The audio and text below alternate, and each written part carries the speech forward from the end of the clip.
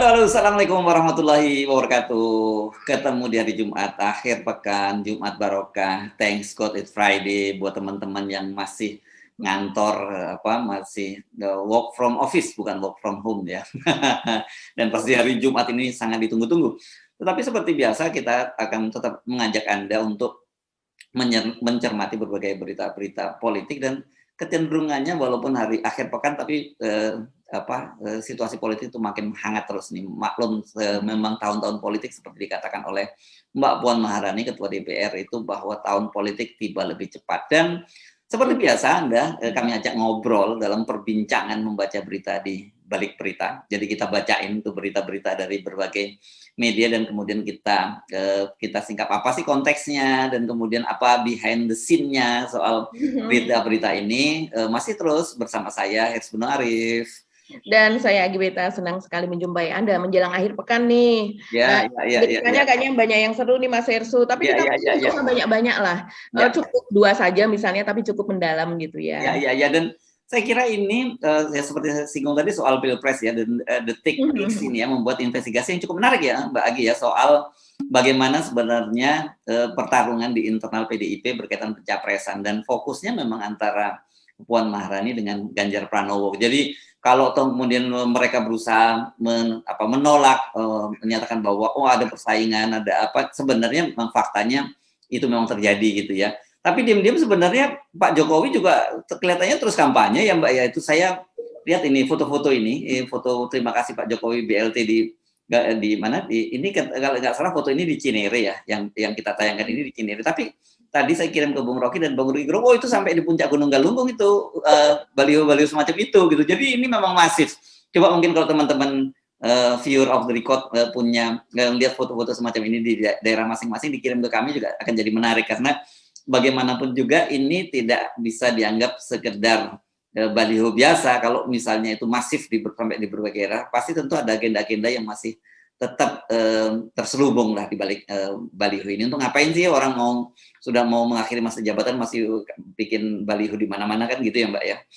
Iya betul sekali ya Mas Hersu. Ini kebetulan ada beberapa juga yang memang difoto langsung oleh jurnalis dari FNN gitu. Yes. Jadi rekan kami juga. Dan kemudian menariknya itu ketika dia berjalan di Jakarta ada, ketika ada di seputaran Jakarta juga ada begitu ya. Dan itu banyak. Dan kebetulan kita terus kemudian juga diskusikan bahwa loh ini kok ada yang dipasang itu dengan hanya memakai bambu begitu kan. Dan bukan di lokasi yang memang tepat untuk dilakukan semacam propaganda begitu atau iklan begitu kan, jadi asal di pinggir jalan di apa dan sebagainya. Dan kemudian kita lihat, kalau saya lihat dari pojok ke pojok, ke tengah, ke pinggir, itu tidak ada capnya atau tidak ada tanda tangan, biasanya ada paraf, dan kemudian biasanya ada masa periodenya dari pemasangan spanduk atau poster tersebut dari Dispenda setempat begitu Mas Hersu.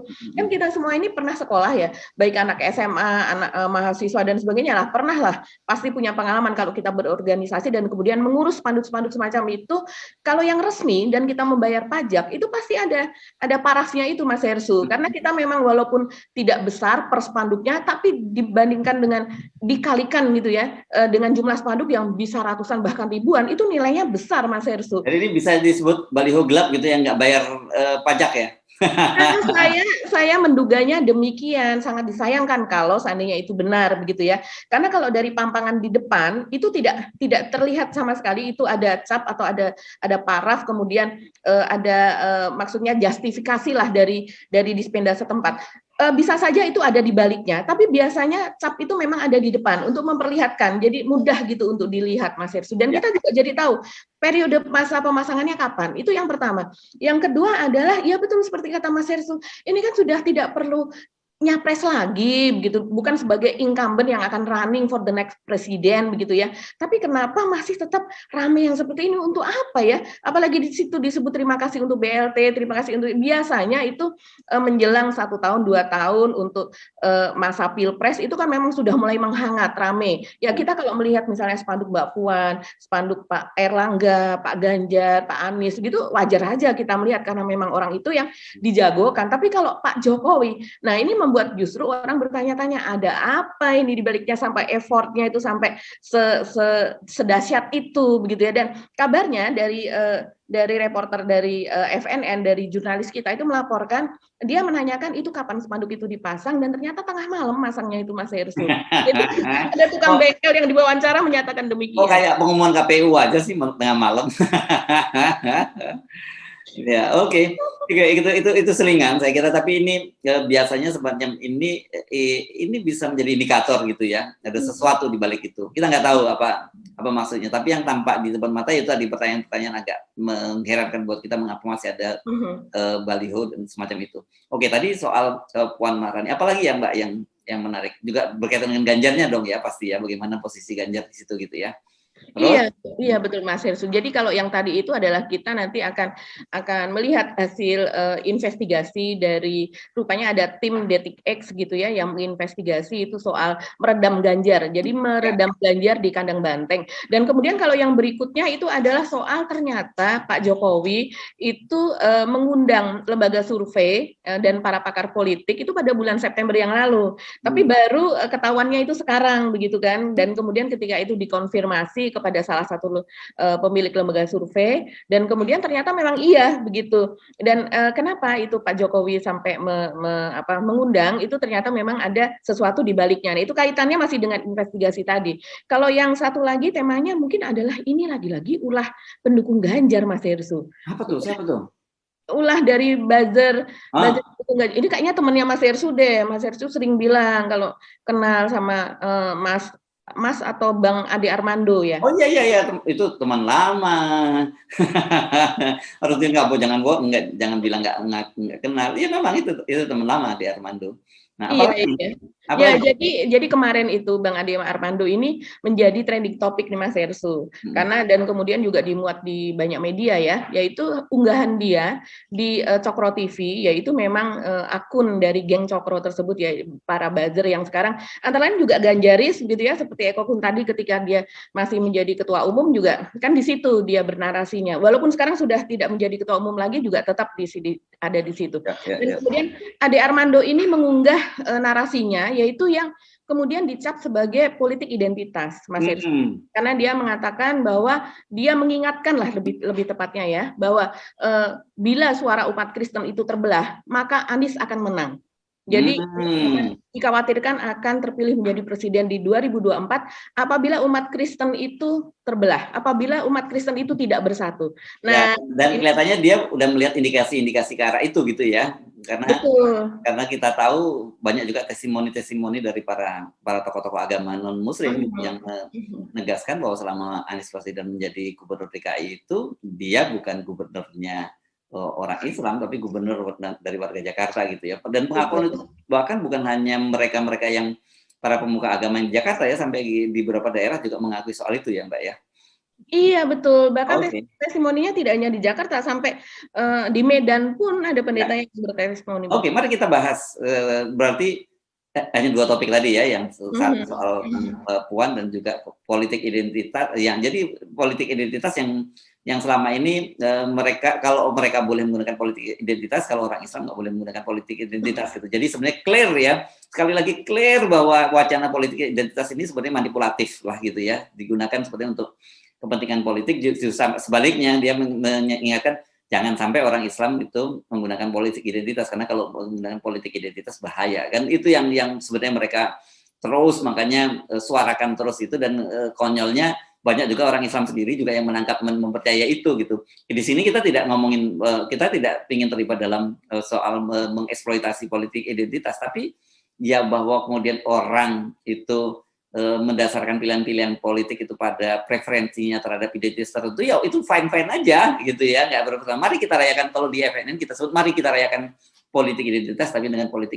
identitas akal sehat gitu ya, bukan politik identitas yang membabi buta dan kemudian membawa perpecahan kepada persatuan bangsa Indonesia. Enggak bisa. Para founding parent kita sejak awal udah mengajarkan kepada kita bahwa memang kita berbeda-beda suku, etnis, suku, agama, dan juga aliran politiknya berbeda-beda.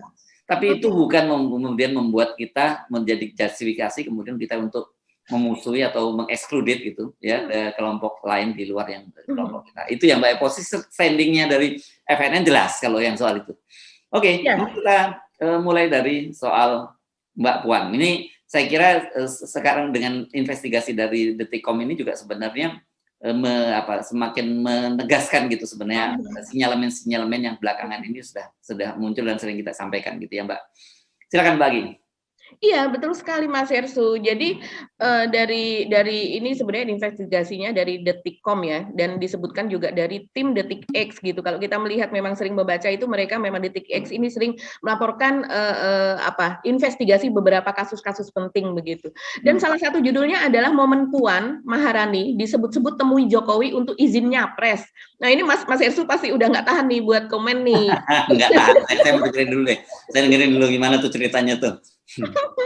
Soalnya kalau kemarin Pak Erlangga Hartarto aja akan berkonsultasi atau melibatkan Pak Jokowi dalam penentuan capres dari KIP saja kan sudah kayaknya kita heran gitu ya. Apalagi ini kemudian Mbak Puan disebut-sebut ini izin nyapres begitu. Jadi memang Mbak Puan ini disebutkan Mas Hersu dia pernah bertemu dengan Jokowi begitu. Ini berdasarkan hasil investigasi ya. Dan yaitu ke Istana Bogor pada bulan April silam. Jadi sebelum Pak Jokowi ketemu dengan Bu Mega ya Mas Hersu ya. 8 Oktober di Batu Tulis ya. Betul, sebelum itu. Nah, terus kemudian di situ disebutkan bahwa Mbak Puan ini meminta izin Pak Jokowi untuk maju nyapres pada tahun 2024 begitu. Dan kemudian uniknya ini menjadi lucu, bikin kita tersenyum-senyum begitu. Kala itu Pak Jokowi menyebut mempersilahkan Mbak Puan untuk maju, tapi dengan ada syaratnya. Jadi ada satu syarat yaitu menaikkan elektabilitasnya sampai 15%. Tapi kemudian Mbak Puan ini menego dan disepakati angka 12,5%. Begitu. Ya, dan kemudian Pak Jokowi ini selanjutnya pada bulan September begitu ya disebutkannya itu memanggil beberapa lembaga survei dan juga peneliti semacam itu ya, peneliti atau pengamat gitulah ini politik begitu ke istana. Dan pada pertemuan itu Pak Jokowi menanyakan peluang Puan untuk naik sampai 12,5% pada akhir tahun ini untuk elektabilitasnya. Karena seperti kita tahu selama ini Mbak Puan kan elektabilitasnya kadang disebutkan di bawah 1% gitu ya, Nasakom. Nasib 1, ya, Nasakom itu ya. Begitu. Dan kemudian ini dikonfirmasi oleh Detik itu kepada eksekutif director dari Carta Politika ya, Yunarto Wijaya begitu. Jadi dia diminta konfirmasi apakah betul dia juga datang pada acara tersebut dan dia menyebutkan iya memang betul. Jadi kata dia seperti ini, bahwa Jokowi ingin tahu data survei terakhir di kami itu seperti apa. Tapi Jokowi itu fokus utamanya adalah kepuasan publik katanya begitu. Lalu efeknya secara elektoral seperti apa? Terus siapa saja yang naik elektabilitasnya? Ya berarti dibahas dong Mbak Puan sama yang lain. Iya dong, nama Mbak Puan kan jadi salah satunya. Nah, terus kemudian pertemuan Mbak Puan dengan Pak Jokowi pada bulan April itu juga dikonfirmasi dan dikonfirm gitu ya oleh Said Abdullah, yaitu salah satu petinggi PDIP ya. Tapi dia membantah bahwa itu adalah untuk Mbak Puan itu minta izin atau minta restu semacam itu, dan katanya itu adalah Mbak Puan dalam kapasitas sebagai ketua DPR. Jadi membicarakan soal aturan-aturan, undang-undang atau apa yang minta segera diajukan oleh pemerintah begitulah, kurang lebih demikian. Nah, itu singkatnya sih seperti itu Mas Hersu, tapi untuk lebih dalamnya, lebih detailnya itu ada di laporan dari Detik X, yaitu Detik Investigasi begitu ya, pada judul Meredam Ganjar di Kandang Banteng. Nah, itu lebih lengkap lagi tuh. Gimana ceritanya? Kita jangan komentarin dulu, kita jangan beri konteks dulu. Oke, kita paparkan dulu, karena kan tugas kita membaca berita di balik beritanya. Nanti kita baru baca beritanya di baliknya ya. Iya. Jadi ceritanya begini, kalau menurut Detik X, ini agak saya singkat-singkat saja ya. Jadi pada waktu itu Pak Jokowi itu mengontak Pak Ganjar agar hadir pada acara di Borobudur, Mas Hersu masih ingat ya? Acara Projo. Projo di Borobudur. Jadi menurut sumber dari Detik X itu dia mengatakan bahwa Ganjar tidak bisa menolak, padahal Ganjar sebenarnya ada rencana untuk ke Solo dan ke Surabaya pada waktu itu. Dia dong yang manggil Pak Jokowi presiden dan lainnya gitu. Ternyata sampai Jadi sana cuma soal ojo ke susu, dikasih tahu ojo ke susu itu ya. Oke, iya terus iya lanjut. betul, Iya, akhirnya ramai itu. iya. Jadi maka Ganjar ikut dengan presiden datang di acara projo itu, kata Hmm, sumber tersebut begitu. hmm, Yaitu terus kemudian tapi tidak disangka kehadiran Ganjar itu rupanya berbuntut panjang, Mas Hersu. Jadi Ketua hmm, Umum Partai Demokrasi Ibu Mega itu marah besar terhadap Ganjar. hmm. Jadi karena itu dianggap memberi kode bahwa Pak Jokowi itu memberikan dukungan kepada Ganjar untuk running untuk presiden pada tahun 2024. Hmm. Jadi terus kemudian yaitu keluar pernyataan ojo ke susu yang ramai tersebut. Kemudian Ibu Mega langsung minta kepada Sekjen PDIP yaitu Hasto Kristianto itu untuk memanggil Ganjar ke Jakarta. Ya, Jadi, itu ada beritanya walaupun kemudian konteksnya dibantahnya. Oke, bagaimana versi yang di TX ini ya. iya, seolah-olah konteksnya tidak berkaitan dengan itu ya. Jadi waktu itu malam hari sekitar pertengahan Juni 2022 itu Ganjar datang ke kantor PDIP pusat di DPP di Menteng dan kemudian Hasto bersama dengan Utut Adianto, kita tahu ini adalah Pak Utut ini kalau tidak salah ketua fraksi ya di DPR dan ketua bidang perekonomian yaitu Said Abdullah sendiri dan kemudian bendahara umum yaitu Oli Dondo Kambe. Jadi pada pertemuan itu Ganjar diadili, kata sumber tersebut begitu Mas Hersu. Dan intinya dimarahi. Dan yang paling keras suaranya itu adalah Utut, katanya demikian. Ya, ketua fraksi ya. Ketua fraksi. Jadi dikatakan menurut dia Utut mengatakan tepatnya adalah kalau kamu mau menunjukkan loyalitas kamu kepada partai, mulai hari ini kamu nggak boleh keluar Jawa Tengah. Katanya. Nah itu yang disebut Mas Hersu sebagai apa? Tahanan kota ya. Tahanan kota, ya. Oke, terus. Ini menarik ini. Dan kemudian Utut Adianto belum merespon konfirmasi bahwa dari si sumber itu ya, apakah betul itu terjadi dan dia mengatakan demikian. Tapi kalau menurut Said Abdullah dia mengatakan bahwa tidak benar Pak Utut marah-marah. Kami berempat semua dari hati ke hati berbicara tentang konsolidasi partai dengan Pak Ganjar dan saya saksi hidupnya. Katanya demikian. Nah, terus yang berikutnya adalah sebelumnya sekitar pertengahan Mei 2021 Ketua Bidang Pemenangan Pemilu yaitu Bambang Wuryanto dan Bambang Pacul itu kan juga sempat menyebut Pak Ganjar sebagai kemajon gitu ya. Mas ya, kemajon artinya apa nih? Peminter segala macam disebutnya ya. Ya, dan kemudian juga di situ disebutkan si sumber mengatakan bahwa sebenarnya Pak Bambang Pacul dan Pak Bambang Pacul dan Pak Hasto itu sebetulnya bertiga itu adalah 3 sekawan gitu. Mereka datang pada tahun 90 itu kemudian masuk ke PDIP bersama-sama dan mereka semuanya adalah dari GMNI kalau tidak salah ya Mas dan kemudian dari UGM juga. Jadi mereka memang betul-betul satu perjuangan tapi sekarang mereka jadi pecah begitu. Kata si sumber itu seperti itu. Dan kemudian teguran kepada Ganjar itu yang mencapai puncaknya pada bulan Oktober 22 kemarin Mas Hersu. Ya. Kita sudah sampaikan juga ketika Ganjar menyatakan kesiapannya maju sebagai Capres 2024 begitu. Dan kemudian Ganjar diminta datang ke PDIP pada tanggal 21 Oktober 2022 dan disidang oleh Hasto dan Ketua Bidang Kehormatan PDIP yaitu Komarudin Watubun. Ya. Dan kemudian yang lainnya ini yang perlu kita tahu. Jadi menurut Pak Komarudin, you tidak salah, tetapi pernyataanmu itu menyebabkan multitafsir. Sementara kita harus menjaga kondisi yang kondusif. Jadi itu pernyataan kepada Ganjar. Jadi kemudian keluar teguran lisan kalau tidak salah ya Mas Hersi. Teguran lisan, ya. Sebelumnya adalah teguran lisan. Terus kemudian seusai pertemuan itu Ganjar langsung bersikap dan menyatakan bahwa urusan pencapresan sepenuhnya ada di tangan Megawati. Ya itu memang betul. Nah terus kemudian yang berikutnya adalah dalam sebuah pertemuan elit PDIP pada bulan Juli lalu, Megawati memberi instruksi kepada Puan yang mengatakan bahwa dia harus berkeliling bersafari. Itu kan betul ya Mas Hersu. Nah, itulah yang kemudian sebetulnya dipersoalkan katanya di kalangan relawan juga mungkin di kalangan kader yang bersimpati kepada Ganjar. Kenapa Mbak Puan ini malah justru disuruh oleh Ibu Mega untuk berkeliling. Jadi seolah-olah dia kan seperti sudah ditunjuk akan menjadi sebagai capres dari PDIP begitu kan. Nah, apalagi di dalam itu kemudian konteksnya adalah untuk mencari koalisi yang bisa memiliki pandangan yang sama begitu. Dan kemudian Ibu Mega udah wanti-wanti tidak mau disebut koalisi. Iya, Ibu Mega sudah wanti-wanti tidak mau disebut koalisi dan itu adalah penjajakan atau membuka jaringan begitu kan. Dan kemudian yang selanjutnya adalah waktu itu menurut si sumber ya, Pak Jokowi ketika pada pertemuan dengan Puan itu mempersilahkan yang tadi kita sudah sebutkan, asalkan dia bisa mencapai 12,5%, tapi terus kemudian menurut sumber itu semuanya bilang nggak mungkin, jangankan 12,5%, 5% saja nggak mungkin, kata dia begitu. Kata lembaga-lembaga survei itu ya.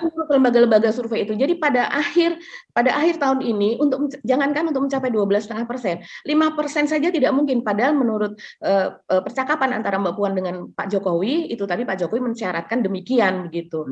Nah, terus kemudian ini menarik banget ya, ini teman-teman harus membaca ini begitu ya untuk melihat, dan kemudian kita akan ini luar biasa. Terus kemudian dikatakan juga bahwa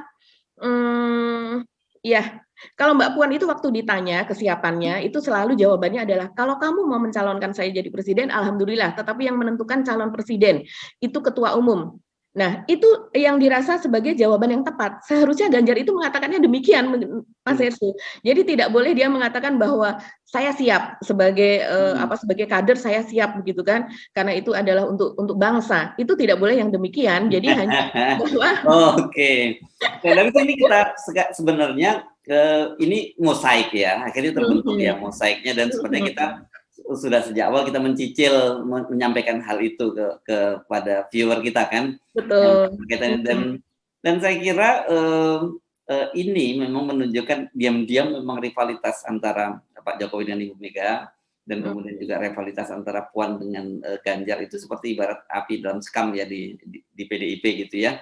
Dan ini sekarang terkonfirmasi soal tadi itu, bahwa kemudian dibantah. Kan misalnya kemarin meskipun saya ingin mengingatkan kembali bahwa meskipun dia ditegur secara lisan dengan ringan, tapi Ganjar pada waktu itu menyebut bahwa ini udah 3 kalinya. Kan ada pernyataan Ganjar bahwa ini sudah yang ketiga. Jadi kan artinya itu memang ada rangkaian yang tadi itu. Memang betul dia sudah ditegur yang 3 kalinya. Jadi memang ini cukup berat. Dan kedua, kita ingat juga pada waktu itu kan kita sebenarnya kita tahu juga pada acara di Borobudur itu, ketika para relawan itu kan Joman itu sebenarnya bersiap untuk mendeklarasikan Ganjar sebenarnya di acara itu ya.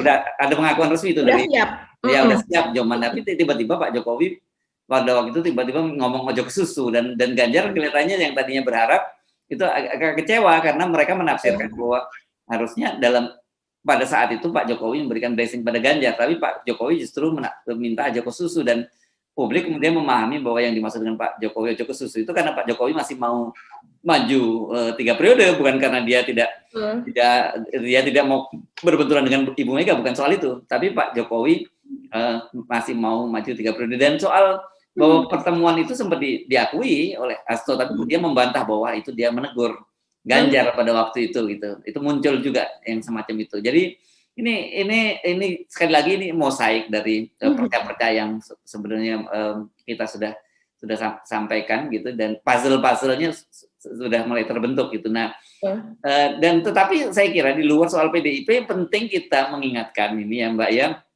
Kan tadi kan Anda sebut soal lembaga survei. Saya kok jadi seingat saya dulu pada Pilkada 2017 ya, lembaga survei yang Anda sebut tadi Yunarto Wijaya di Carta Politika itu ya. Dan saya lupa nama 3 lembaga yang lain itu, kalau nggak salah pernah dapat rapor merah dari seorang peneliti di UI, karena memang hasil surveinya itu saya nggak tahu ya apakah memang hasil surveinya itu salah atau sengaja disalahkan untuk semacam misinformasi gitu ya ke publik gitu. Iya betul sekali Mas Hersu. Jadi waktu itu Fitri Hari ya, seorang peneliti dari UI pada tahun 2017 ketika sudah tepat sesudah diumumkannya quick count sudah berjalan. Memang secara resmi kan belum, biasanya secara resmi kan masih lama, tapi quick count sudah berjalan 24 jam sesudah diumumkan begitu, dan kemudian ternyata Anies Sandi itu menang, dan kemudian yaitu ada rilis dari dia, jadi peneliti dari UI ini memberikan rapot merah kepada 3 lembaga survei, yaitu Carta Politika, dan kemudian SMRC, dan satu lagi indikator. Ini jadi rapotnya itu ada rapot merah, ada rapot kuning, dan ada rapot biru. Gitu. Jadi rapot merah ini diberikan kepada lembaga survei yang betul-betul melakukan tidak proper lah ya.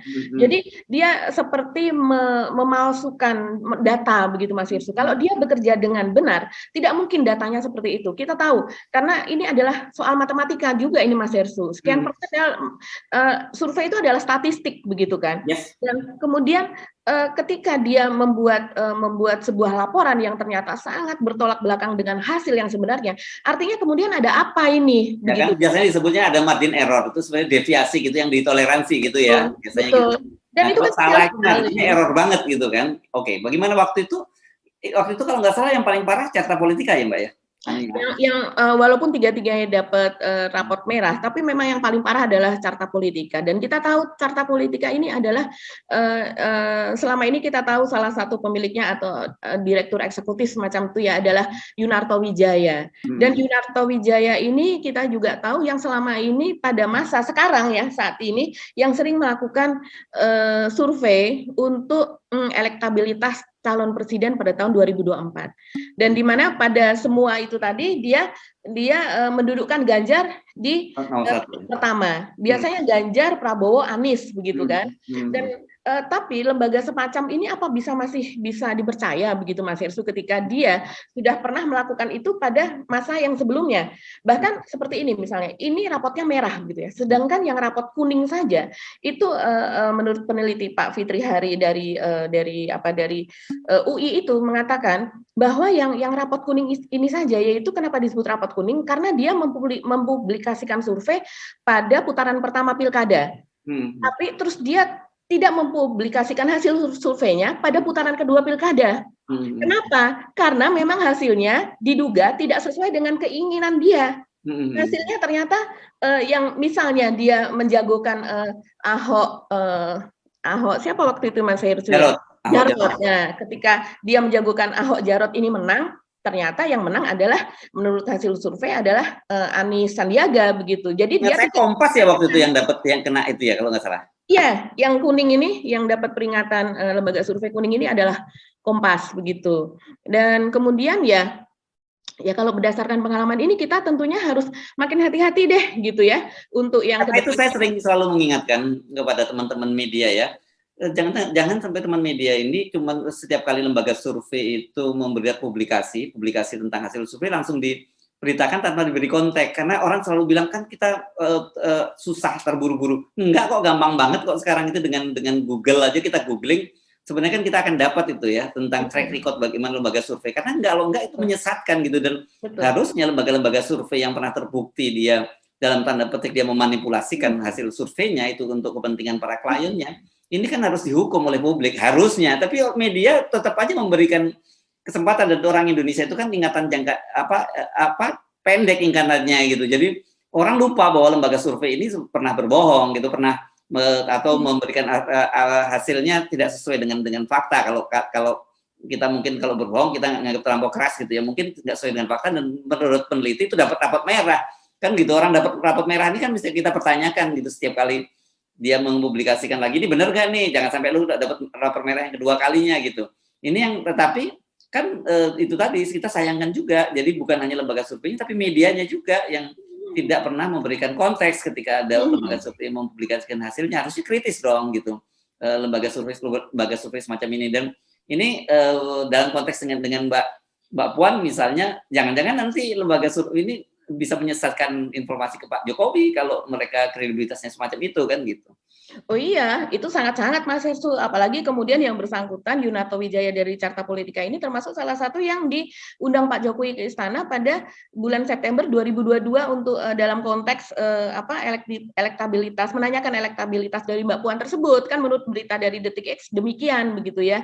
Nah, saya rasa ini kita juga perlu bertanya nih, ini hal yang lain lagi di balik itu. Kalau setahu saya masih ingat Mas Hirsu, karena kebetulan saya kuliah di tempat yang memang ada jurusan statistiknya begitu ya, dan teman-teman yang dari statistik itu banyak sekali teman-teman saya, walaupun mereka banyak juga yang tidak terjun ke statistik untuk politik seperti ini ya, untuk pilkada, pilpres dan sebagainya, tapi lebih ke yang lebih besar malah justru gitu ya, seperti statistik pangan apa dan sebagainya. Dan tapi kalau saya tahu ada beberapa, saya pernah juga menanyakan tahun 2012, sekitar tahun itu saja, itu ada yang sekitar untuk survei semacam ini, untuk sekali survei itu ya sekitar 250-300 begitu Mas Hersu. Itu tahun segitu. Nah, terus kemudian yang untuk berikutnya belakangan, tapi untuk tahun ini saya tidak tahu ya. Tahun-tahun terakhir itu saya mendapat nilai itu sekitar 300 sampai 1 M gitu. Untuk Ya, itu kan hanya lembaga ya. itu hanya surveinya saja, angka survei. Iya. Padahal sekarang lembaga-lembaga survei itu mereka tidak hanya menangani survei, tapi bahkan mereka itu sampai kemudian meneliti, bahkan sampai melakukan penyebaran money politiknya juga, karena mereka bisa memetakan kan daerah-daerah mana yang rawan money politik, daerah-daerah mana yang kemudian perlu digelontorin, itu mereka melakukan itu. Saya tahu beberapa lembaga survei, jadi tidak hanya mereka memetakan peta dukungan, bahkan mereka sampai eksekusi, kemudian juga termasuk brandingnya tadi itu. Jadi seperti publikasi media segala macam itu ada biayanya sendiri juga gitu loh. Ada, iya. Itu ada komponen biaya tersendiri. Ya, yang Mbak Agi sebut tadi itu mungkin cuman soal surveinya saja kan. Yang itu nggak terlalu besar Mbak, itu hitungannya nggak terlalu. Yang besar itu adalah tadi itu biaya konsultasinya yang dianggap juga tim pemenangan itu gitu. Saya tahu ada lembaga survei yang bahkan kemudian memetakan dalam pilkada dia memetakan mana yang bisa rawan daerah ini bisa dianukan dengan money politik, dan itu mereka ikut kemudian membantu menyalurkan dana-dana money politik, operasi money politik itu dilakukan Mbak gitu. Iya, dan itu sudah dilakukan pada waktu tahun 2017 ya Mas Hersu ya. Ada yang tertangkap kan itu, yang di Banten atau di mana itu dia ikut memberikan amplop atau tidak salah seperti itu begitu. Saya lupa detailnya, saya lupa. Iya, itu ada yang seperti itu. Jadi mereka kan juga selain dia sebagai lembaga survei, dia juga sebagai konsultan politik atau politik konsultan dari si calon ini, pilkada maupun pilpres seperti itu. Dan kemudian biasanya lembaga survei ini bekerjanya adalah setelah dia melakukan seperti press release atau konferensi pers terhadap dia melakukan pemaparan, dia juga sudah menyiapkan beritanya. Jadi bagi sekarang ini banyak wartawan yang enggan untuk menulis, untuk melakukan analisa begitu ya, dengan melakukan berbagai angle, mereka menyiapkan beritanya yang bahkan udah siap untuk langsung dipublish begitu. Dan ini tentu berbahaya sekali karena semuanya sudah di framing begitu, semuanya sudah sesuai dengan si pemesan. Nah, bayangkan sekarang dengan lembaga survei yang nilainya sekitar 300 juta sampai 1 M untuk sekali hit gitu ya, untuk sekali melakukan survei seperti itu, bisa dibayangkan kalau dia berapa kali melakukan survei hanya untuk surveinya, belum untuk konsultan politik, belum untuk medianya, untuk mereka sebarkan ke medianya dan lain sebagainya, dan pemetaan yang lainnya begitu ya. Itu untuk sekali saja itu mereka sudah dapat berapa begitu, dan artinya siapa yang menanggung itu semua. Nah, kita bisa melihat calon ini yang akan running for next presiden ini, siapa sih yang punya dana sekian besar gitu kan? Kita melihatnya seperti itu. Jadi dampaknya kan biaya politik mahal tadi itu berpengaruh dari biaya politik mahal gitu ya. Karena mereka sekarang ini jadi sultan juga mereka yang lembaga survei ini. Iya, dan kita harus juga tahu bahwa untuk satu capres itu tidak hanya memakai satu lembaga survei. Mereka untuk membuat justifikasi bahwa seolah-olah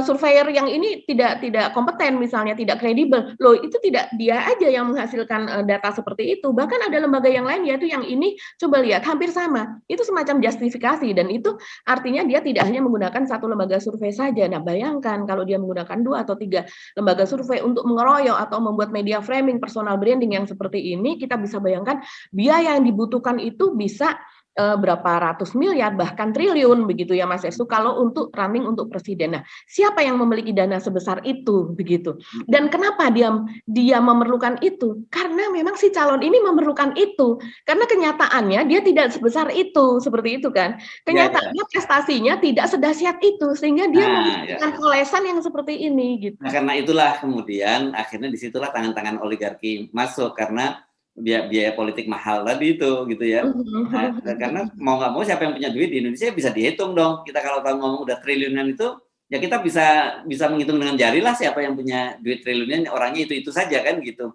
Makanya lewat FNN itu kita sekarang sering menyerukan mulailah muncul kerelawanan gitu ya di kalangan. Kalau kalian mau, kalian lah nggak enak kalian. Kalau teman-teman mau Indonesia berubah gitu, mau tidak oligarki mencekram Indonesia, ya kita mesti mulai share gitu, berani kita ngomong, ayo mari kita sumbang itu untuk kebaikan bangsa juga. Kalau tidak, kita akan terjebak lagi dalam penguasa yang akan datang itu hanya boneka dari oligarki. Nah, berat sekali kalau ini masih terus berlanjut ya situasi semacam ini kan, jadi bahaya sekali. Sekarang aja udah sangat berat kita ya, dua periode, sorry itu sih mesti ngomong 2 periode Pak Jokowi ini berat sekali kita ngadepin dominasi dari oligarki itu. Mereka semakin menyengkeram gitu. Kalau mereka bisa memperpanjang lagi kekuasaannya untuk periode the next setelah Pak Jokowi, ini berbahaya. Jadi harus terus teman-teman harus mulai bangun kesadaran, ya jangan hanya ngomong bahwa menentang oligarki dan sebagainya, tapi kita tidak take action gitu ya, melakukan itu. Mereka bisa kok kalau teman-teman kita semua bersatu, ya kita bisa mengalahkan dominasi oligarki. Tapi sekali lagi memang nggak mungkin juga kita menyampaikan oligarki gitu. Mereka boleh nanti ikut share, tapi bukan mereka yang menentukan gitu ya. Tapi justru para relawan yang menentukan, bukan oligarki yang menentukan gitu. Iya, betul sekali. Jadi yang kita inginkan adalah oligarki tidak masuk ke dalam lembaga tidak masuk ke dalam political matters inilah, dan tidak ikut menentukan begitu ya. Dan dia juga sebetulnya kalau di Indonesia ini kan oligarki ikut bikin partai seperti itu kan, dan kemudian dia juga selain partainya sendiri dia juga ikut membiayai partai lain, kemudian dia membiayai surveinya dan sebagainya. Tentunya itu akan ada kompensasinya berupa apa, yaitu berupa undang-undang, berupa hukum yang semuanya akan menguntungkan mereka. Apa contohnya? Contohnya adalah ya seperti sekarang penguasaan lahan misalnya HGU yang itu dimanfaatkan betul oleh para oligarki, yang satu orang itu bisa menguasai berapa ribu bahkan berapa puluh ribu hektar lahan kelapa sawit yang dari HGU, yang dimana perolehannya dari pemerintah itu sangat kecil sekali, tapi mereka mendapatkan yang sangat besar. Bahkan ketika rakyat itu butuh, mereka tetap mengekspor CPO-nya sehingga membuat minyak goreng itu kemarin seperti itu. Karena apa? Karena kita tidak bisa mengatur oligarki, bahkan undang-undang dimainkan, yaitu mereka yang tadinya hanya dapat menguasai, sudah turun kan, mereka hanya memperoleh hak guna atas lahan tersebut hanya berapa, sekarang naik menjadi 95 tahun kalau tidak salah, karena bisa diperpanjang 15 tahun, bisa diperpanjang 25 tahun, dan diperpanjang itu berkali-kali. Itu artinya apa? Bisa sampai 3 keturunan di antara mereka, lahan itu masih ada di tangan mereka terus begitu. Jadi ini sangat berbahayanya oligarki adalah itu, karena kalau mereka menguasai rezim begitu, ada di belakang rezim, artinya mereka nanti akan bisa mengatur bagaimana supaya mereka terus ada di atas. Bahkan tidak hanya mereka melanggengkan, bahkan juga memperbesar atau memperluas dari kekuasaannya tersebut, begitu Mas Hersuk. Ya. Oke, itu saya kira bahaya sekali ya kalau kita membiarkan mereka seperti itu, dan kita tahu bahwa bagian tadi itu oligarki itu selalu kita sebut itu dia punya dia tentakelnya itu apa ya? Tentakel itu apa sih anunya? Gurita ininya itu sampai kemana-mana ya itu. Jadi guritanya itu sekarang dia masuk ke media, masuk ke lembaga survei, masuk ke para intelektual, masuk ke para tokoh agama, gitu ya, masuk ke kalangan aktivis, semua mereka jangkau semua dengan kekuatan itu, dan itu harus kita lawan gitu. Kalau enggak terus-menerus kita melawan itu bukan apa-apa, kita kan ingin menciptakan environment kehidupan berbangsa dan bernegara yang sehat untuk anak keturunan kita. Kalau masa kita kayaknya udah nasib kita lah dalam hidup dalam dunia seperti sekarang ini kan ya Mbak ya. Iya, betul sekali. Ya, tapi apakah kita mau anak cucu kita juga terus-menerus hidup dalam situasi semacam ini? Ini yang penting terus kita ingatkan ya. Oke. Ini kadang-kadang lemes loh Mas Hersu kalau ngomong seperti ini ya. Karena seperti tadi Mas Hersu bilang, mereka tidak hanya masuk misalnya ke properti, mereka tidak hanya masuk ke dunia hiburan, mereka tidak hanya masuk, pokoknya ke segala macam ya, ke media dan sebagainya, tapi juga ke pendidikan. Nah, di pendidikan itu mereka juga dicekoki di situ gitu. Oh, bukan pendidikan, kesehatan, apa semua. Iya, betul. Nah, terutama kalau di pendidikan ini, kemudian lahirlah di situ berkumpul para dokter, doktor, profesor begitu ya, yang narasinya adalah narasi yang narasi mendukung oligarki itu secara tidak langsung begitu kan, dan kemudian itu dipuja begitu ya, dan orang melihat itu sebagai sebuah kebenaran, padahal itu semua adalah kepalsuan begitu, karena mereka untuk menutupi apa yang mereka lakukan gitu. Dan itu juga terjadi di partai-partai politik kan, ya tadi Anda sebut juga, selain mereka mendirikan partai politik sendiri, mereka jadi ketua umum partainya sendiri dan sebagainya, mereka juga tangan-tangannya masuk lewat berbagai partai-partai yang didirikan. Dan saya kira ini kalau kita kemudian karena kerelawan kita tadi bisa memberikan alternatif kan gitu, mereka kan bilang ya gimana ya partai politik, karena bangun partai politik di Indonesia itu partai tersulit di dunia, katanya persyaratannya tersulit di dunia, dan itu kemudian juga biaya politiknya juga sangat besar. Dan itu mau nggak mau orang kemudian berpaling ke para oligarki. Tetapi kalau kemudian muncul kesadaran dari publik, oke, sekarang kalau memang kalian memang ada realitas butuh duit, ya mari kita sama-sama share gitu ya. Itu penting sekali lagi kita terus, dan kita akan terus ingatkan ini lewat FNN ya. Oke, apakah topik yang tadi soal Mbak Puan dan Mas Ganjar, tadi udah kita selesai bahas atau ada beberapa sisi yang belum kita bahas, Mbak? Ya, sepertinya untuk sementara itu ya Mas Hersu. Itu adalah seperti kata Mas Hersu tadi, adalah penyatuan dari beberapa puzzle atau banyak puzzle yang kita sebenarnya sudah narasikan di off the record, dan kemudian ternyata mendapatkan justifikasi dari investigasi yang dilakukan oleh Detik X ini. Yes, oke. Nah, topik yang lain yang kita bahas apa tadi ya? Saya tiba-tiba lupa, kasihkan ngomongin soal oligarki dan juga ini. Topik yang lain itu yang menjadi trending topik kemarin tuh Mas Hersu. Oh, Ade Armando. Sahabat Mas Hersu itu, Bang. Iya. Nah, ini kan tadi sebenarnya udah kita bahas ya soal ini. Ini manipulatif lah teman-teman yang bicara soal jangan bawa politik identitas, jangan politik politik aliran dan sebagainya. Karena itu tadi kan gini. Namanya demokrasi itu kan namanya memang numbers ya, jumlah yang terbesar itu ya dia yang akan menangkan itu. Dan apa boleh buat misalnya kalau dari sisi agama memang orang Islam yang banyak di Indonesia, yang terus kedua dari sisi etnis ya orang Jawa populasi yang terbesar gitu ya, itu resiko dari sebuah demokrasi gitu. Tapi kemudian bukan berarti kemudian kita persempit soal itu. Tapi apa yang salah dengan kemudian kecenderungan kalau orang Islam memang cenderung memilih orang Islam, orang Jawa cenderung memilih orang Jawa, apalagi kalau kemudian secara kapasitas pribadinya, intelektualitasnya, moralitasnya mereka juga memenuhi syarat kan gitu. Tapi kalau seperti dikatakan oleh Ade Armando tadi, kalau betul seperti dia menyatakan bahwa dia mengingatkan umat Kristiani akan Anies akan menang kalau umat Kristiani itu terpecah, ya kalau ini terbelah ya ini pasti udah, ini namanya politik, ini benar-benar terang-terangan menggunakan politik identitas yang salah tadi, karena harusnya kan Anies dikritisi bukan persoalan dia karena Islamnya, bukan karena dia latar belakang etnisnya, tapi kinerjanya bagaimana gitu loh. Misalnya kan katakanlah Ade Armando sekarang mendukung Ganjar Pranowo gitu ya, kemudian dengan Anies Baswedan. Ya mari kita bicara soal parameter-parameternya yang jelas gitu, yang tidak lagi melibatkan soal politik identitas tadi. Kalau menggunakan mereka sendiri yang selalu menyatakan jangan menggunakan politik identitas kan? Iya, benar Mas. Jadi ini yang diramaikan adalah unggahan narasi atau video begitu ya dari Ade Armando ini di Cokro TV pada hari Rabu tanggal 2 November kemarin. Jadi dia antara lain mengatakan demikian, ini cuplikan-cuplikannya saja Mas Hersu. Dia antara lain mengatakan bahwa jadi walaupun suara Ganjar saat ini masih di atas Anies, tapi belum aman sepenuhnya. Disinilah faktor agama jadi menentukan. Luar biasa Mas Hersu.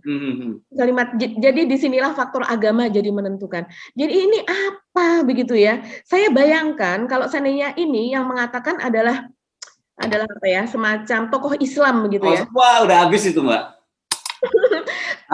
Taruhlah Mas Hersu, pilihlah dari PKS siapa misalnya yang mengatakan ini. Jangan PKS dong, misalnya katakanlah 212 gitu yang ngomong. Iya, 212 siapa? Ustadz Selamat Ma'arif. Betul. Iya, kebetulan pada tanggal 4 Oktober ini mereka 212 ya, PA 212 atau apa ya, yang akan mengadakan aksi besar-besaran juga memperingati 4/11 kalau tidak salah ya. Nah, Contoh misalnya kita membayangkan Ustadz Slamet Ma'arif itu mengatakan demikian. Jadi walaupun suara Anies saat ini masih di atas Ganjar, nah ini kebalikannya ya. Jadi walaupun suara Anies saat ini masih di atas Ganjar, tapi belum aman sepenuhnya saudara-saudara, misalnya begitu. Disinilah faktor agama jadi menentukan. Wah, begitu kan? Jadi dia mengatakan kepada umat Muslim nih, misalnya, ini sudah pasti akan, ini bisa juga dianggap sebagai sesuatu yang memecah belah begitu ya, akan menjadi sesuatu yang bisa dilaporkan menurut saya Mas Hersu begitu. Ya. Tapi untungnya saya kira kalau kita baca-baca di komentar-komentar di media maupun di media sosial, orang sudah mulai nggak laku tuh ya jualan seperti itu karena kinerjanya Anies ya, lepas bagaimanapun juga dia sudah menunjukkan bahwa banyak sih saya baca testimoni meskipun berserak-serak dari para tokoh-tokoh agama non Islam yang menyatakan bahwa nggak betul kalau Anies Baswedan itu membuat politik identitas. Dan saya kira kita sendiri yang pertama kali akan mengkritik Anies ya kalau dia melakukan hal semacam itu ya Mbak ya, walaupun kita sesama Islam ya. Iya betul. Nah ini kita lanjutkan lagi Mas Hersu, apa yang dikatakan itu tadi masih sebagian kecil. Oh, masih banyak lagi. Oke.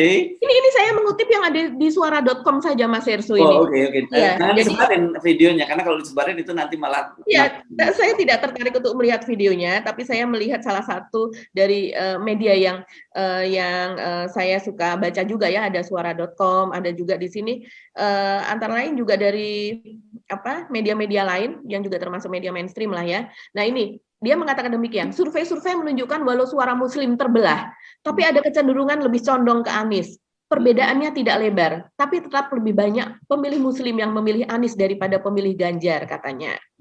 Nah terus kemudian sebaliknya Ade menyebutkan dalam konteks pemilih Kristen dukungan lebih besar ke Ganjar ketimbang ke Anies. Itu profil dari pemilih Kristen lebih banyak ke Ganjar daripada ke Anies ya. Dia mengatakan seperti ini.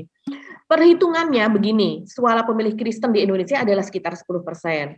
Kalau ekstremnya semua warga Kristen memilih Ganjar, artinya Ganjar akan mendapat tambahan 10%. 10% suara dan Ganjar akan menang, kata dia demikian. Nah, kekompakan suara pemilih Kristen akan menentukan. Begitu suara Kristen terbelah secara timpang, Anies akan bisa mengalahkan Ganjar. Begitu kata dia. Dan yang lebih dahsyat lagi, saya jadi ingin mengkonfirmasi untuk melihat videonya begitu ya, karena ada kutipan seperti ini Mas Hersu. Ini luar biasa. Yang kini harus dilakukan adalah mengambil hati umat Kristen kalau perlu dengan menebar hoax. Aduh. Yang betul. Iya, ini kutipannya seperti itu Mas Hersu. Ini sepertinya kita harus melihat juga ya di videonya begitu. Karena kok seperti itu? Apakah betul dia mengatakan demikian? Sebelum itu dia mengatakan seperti ini. Kubu Anies menganggap Anies sudah tak perlu menggarap serius suara umat Islam. Dia tidak perlu melakukan sendiri karena pemilih Islam sudah digarap oleh Rizik Syihab, Abdul Somad dan PKS dan lainnya, kata Ade. Luar biasa. Ini kapan ya saya melihat kalau PKS taruhlah dia partai, tapi terus kemudian partai politik ya. Ya ini aduh luar biasa ini Mas Hersu. Dan kemudian ini ada saya lihat juga ya kabar24bisnis.com ini dari bisnis, judulnya adalah heboh pernyataan Adi Armando, Anies kalah Pilpres 2024 jika umat Kristen terpecah. Ini banyak sekali Mas Hersu, ini memang menjadi trending sih ya. Terus kemudian ini diikuti juga kemudian dengan tweet gitu dari Denny Siregar, ini masih temannya sendiri di Cokro TV juga ya, yang mengatakan demikian. Ada yang lagi getol cuci tangan supaya bersih dari label Bapak Politik Identitas. Ya silakan, ntar juga kita ingetin terus kok, jejak genitalnya di mana-mana. Genital? Iya, dia menulisnya jejak genital. Ini maksudnya mungkin semacam pesan. Maksudnya adalah jejak digital. Tapi ini menjadi trademarknya mereka loh Mas Hersu. Ya kayak kemarin yang Eko tadi khilafah waktu itu ya. Ketika si Dede ya, yang Dede Budiarto yang ada di Pelni begitu. Oh iya sorry. Khilafat. Nah, tadi mengatakan selangkangan untuk dia. Untuk Ning Imas ya dari Lirboyo itu. Ini jadi memang mereka senang mengumpat gitu ya. Betul, diksi-diksi atau frase-frase yang berbau pornografi atau berbau yang disgusting kalau Mas Hersu bilang, saya lihat podcastnya dengan Bang Bingung. Rocky, Bang Rocky Gerung apa jingung, jizik dan bingung, begitu ya. Bingung. Ya, nah ini perlu kita ketahui, ini juga semacam kalau saya lihat ini perlu klarifikasi ya, karena dia mengunggah press release dari Keuskupan Agung Medan yang ditandatangani itu dan dicapnya ya itu oleh Bapak Yosafat Ivo Sinaga. Ini Bapak atau Ibu ya? Ibu, bapak. Yosafat Ivo Sinaga. Dia dari Ketua Komisi Kerawam Keuskupan Agung Medan. Dan dia menyatakan bahwa tidak betul bahwa ada 70 pastor begitu dari Katolik ini ya, yang kemudian itu mereka mendukung Anies begitu. Jadi mereka membuat semacam deklarasi begitu ya, yang kemudian deklarasi tersebut mereka mendukung Anies. Nah, kalau saya lihat kemudian Mas Hersu, ini jadi terjadi semacam kesimpang siuran. Jadi banyak umat Muslim yang tidak paham, tidak bisa membedakan antara pastor dan pendeta. Begitu. Ya, beda itu. Beda, sangat beda sekali. Kebetulan saya dulu juga sekolah di sekolah Katolik, begitu ya. Jadi paham betul, begitu. Tokohnya juga beda, rumah ibadahnya beda, ketentuan-ketentuannya juga beda, ada monogami dan tidak monogami dan sebagainya lah. Ajarannya juga agak sedikit berbeda, walaupun mereka sama-sama beriman Kristiani, begitu ya. Dan kemudian setelah saya telusuri, Mas Hersu, ini memang ada semacam, kalau yang ini jelas hoax menurut saya. Karena kemudian rame di YouTube itu bahwa ada 70 pastor yang mendukung Anies. Nah, ternyata kenyataannya bukan itu, Mas Hersu. Kenyataannya adalah memang ada berita yaitu bahwa ada 60 pendeta begitu, ada 60 pendeta yang pendeta ya, bukan pastor ya. Iya, ternyata ini adalah pendeta begitu, dan kemudian pendeta tersebut ternyata mendukung membuat semacam deklarasi atau pernyataan semacam itu ya, yang mereka kemudian mendukung Anies begitu. Nah, ini saya pilih salah satu dari kanal berita atau portal berita dari KBA, karena saya lihat KBA News ini reporternya sendiri yang turun ke lapangan. Kalau yang lain kan ada yang kemudian mengutip dari media lain gitu ya. Ini yang turun sendiri ke lapangan kemudian mewawancarai para pendeta tersebut. Jadi judulnya adalah 70 pendeta deklarasikan sahabat Anies Baswedan sumut. Antara lain dia mengatakan demikian, sedikitnya 70 rohaniawan dari berbagai denominasi gereja berkumpul di Geraha Cahaya Kemuliaan, Jalan 1000 Dolok, Kelurahan Nagahuta, Kecamatan Siantar Marimbun, Sabtu 27 Agustus 2022. Mereka itu datang dari 20 kabupaten atau kota yang ada di Sumut. Mereka mendeklarasikan Anies Baswedan sebagai calon presiden, bahkan sekaligus membentuk kelompok relawan bernama Sahabat Anies Baswedan Sumatera Utara atau SANS. Ini ada fotonya juga. Oke. Ya, dan kemudian seperti ini Mas Hersu. Ini perlu kita klarifikasi ya, kita bacakan saja nih. Kami sahabat Anies Baswedan Sumatera Utara bersama-sama berdoa mendukung Anies Baswedan bahkan untuk Indonesia maju. Demikian closing statement kami, Tuhan memberkati Horas. Itu yang mengatakan adalah Dr. Harapan Nainggolan dari Gereja Pantai Kosta di Indonesia GPDI Medan. Nah, terus kemudian selain Bapak Nainggolan tadi, ada juga ini disebutkan di sini yang diwawancara, dia mengatakan demikian. Pada prinsipnya kita coba membuat yang namanya sebuah informasi tentang anak-anak bangsa yang potensial bisa membawa Indonesia ke arah yang lebih baik. Tentunya salah satunya adalah Bang Anies, dia mengatakan demikian. Terus selain dari Pak Nainggolan tadi, ada juga dari banyak nih Mas Hirsu. Pemirsa Audio Record dapat melihatnya langsung ya, termasuk dari Gereja Immanuel ya, terus kemudian dari Lembaga Injil Indonesia, PGLI Siantar, Simalungun begitu ya, dan sebagainya. Saya kira mungkin ini yang melatar belakangi kemudian Ade Armando membuat konten itu ya, karena dia menulis ada ternyata kok mulai banyak juga pendeta yang mendukung Anies gitu, dan saya kira sebenarnya tadi itu kita kalau mau Anda nggak ngomong soal politik identitas ya, mari kita siapa calon Anda, kemudian siapa calon yang berhadapan dengan Anies, kemudian diuji aja dari sisi ini. Kalau perlu diadakan debat terbuka gitu, publik bisa menilai sendiri kan gitu, kan itu menarik kan Mbak, dan kemudian disediakan panel-panel yang independen, panel dari kedua belah pihak yang pertanyaan sangat tajam gitu, dan nanti publik bisa mulai menilai. Saya kira ini penting mau dilakukan itu, dan saya sih mendorong kampus-kampus gitu yang melakukan soal ini Mbak. Apalagi kalau dilakukan roadshow di kampus-kampus kan menjadi menarik ya, itu sebagai proses demokrasi sendiri, dan kemudian diharapkan kita juga akan mendapatkan calon yang memang kredibel, bukan gitu ya, bukan calon yang diatur-atur, bukan cuma 2 calon gitu yang boleh hanya orang-orang tertentu saja gitu, Mbak. Iya, Mas Hersu, ini sebenarnya ada rekaman yang video yang saya tidak tahu ada apa copyright-nya atau tidak, tapi ini adalah dibuatnya oleh netizen begitu ya, bukan oleh media begitu. Dan kemudian ini menjadi viral di medsos. Mungkin kita bisa kalau seandainya ini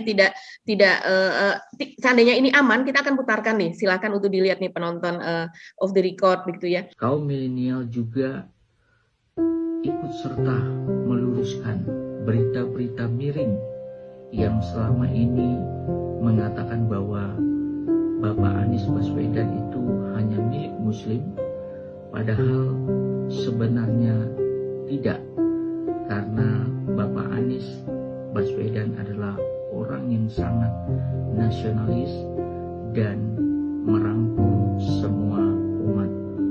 Saya sudah melihat pekerjaan-pekerjaan beliau sebagai Gubernur DKI Jakarta. Kalau boleh kita bertanya, masih adakah orang yang menolong orang tanpa membedakan profesi, suku dan daerah, agama maupun status sosial lainnya? Maka jawabannya adalah Bapak Anies Baswedan lah orangnya. Oleh sebab itu, saya juga berharap dan mendoakan agar Bapak Anies bisa memimpin Indonesia ini sebagai Presiden Republik Indonesia. Tuhan memberkati. Intinya adalah begini, ada pernyataan memang dari pendeta Mas Hersu, yaitu bernama Pak Julius Sianturi kalau tidak salah. Ya. Dan dia juga menyatakan hal yang sama, itu sebagai pembuktian bahwa memang ada dari pendeta tersebut yang mengatakan hal tersebut, dan itu tidak di Jakarta ya, bukan pendeta di Jakarta tapi di Medan.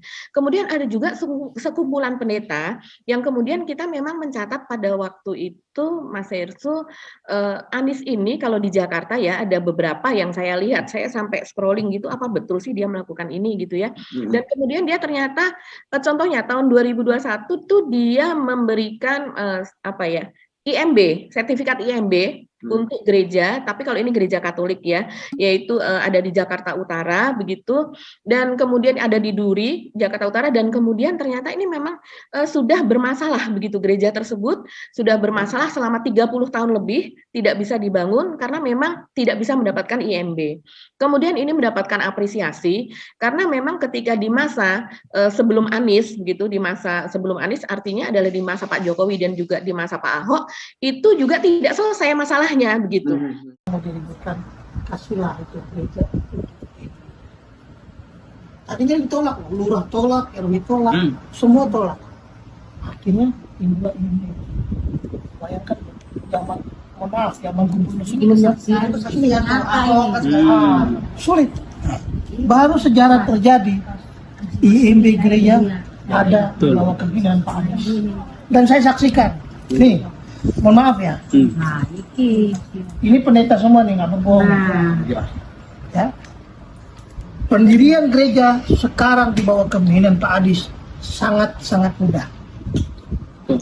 Langsung ke Bimas Kristen, yang penting koordinasi dengan RT. Saya rasa sih memang begini Mas Hersu, kalau saya perhatikan, seringkali hal-hal semacam ini ketika tidak ada izin untuk mendirikan itu karena memang sudah ribut duluan kan. Padahal kalau untuk mendapatkan izin dari masyarakat setempat, dari pemuka agama yang lain dan sebagainya, itu biasanya dilakukan secara silent. Pendekatannya person to person, dari organisasi ke organisasi, tapi dari hati ke hati. Nah, itu dilakukan pada saat Anies berkuasa kemarin, pada saat dia menjadi gubernur. Dan itu tidak di depan media, tidak menjadi bahan pencitraan, tidak ramai. Tahu-tahu selesai gitu aja ya. Tahu-tahu selesai, dan ketika IMB selesai langsung diserahkan. Nah, sementara sebelumnya itu selalu dikemas sebagai sesuatu pencitraan. Ini dan kemudian malah digoreng rame-rame bagaimana umat Muslim itu tidak mau memberikan ini, tidak mau memberikan, dan kemudian makin menolak mereka digitukan ya. Makin menolak. Yang Muslim pun dipanasi, nanti kalau dibangun gereja maka dampaknya akan seperti ini.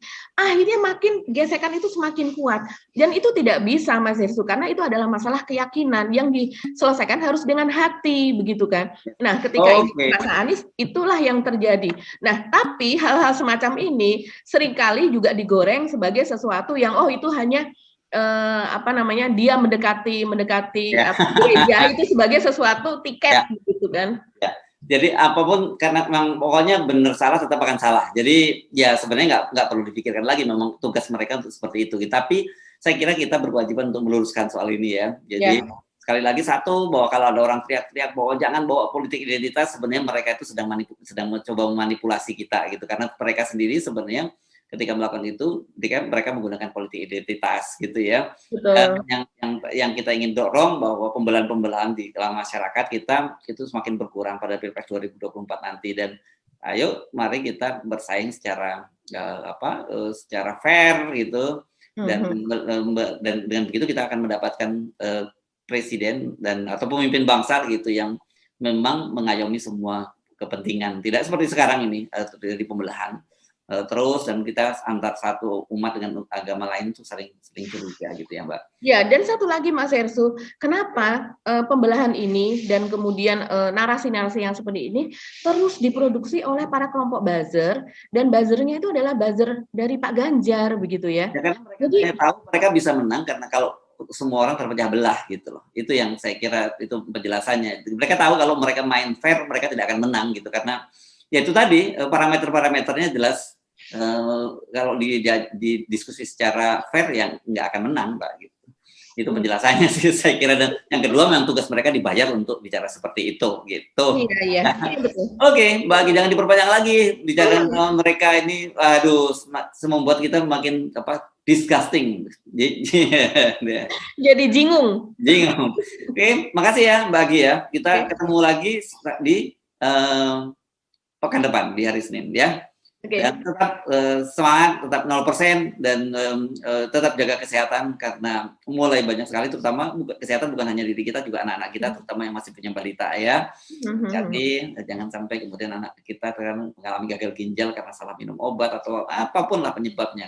Sampai sekarang kita masih belum jelas apakah itu bukan obat atau kan ada faktor-faktor lain. Saya Herssu Arif. Dan saya Gibeta, tetap salam 0%. Wassalamualaikum warahmatullahi wabarakatuh. Waalaikumsalam warahmatullahi wabarakatuh.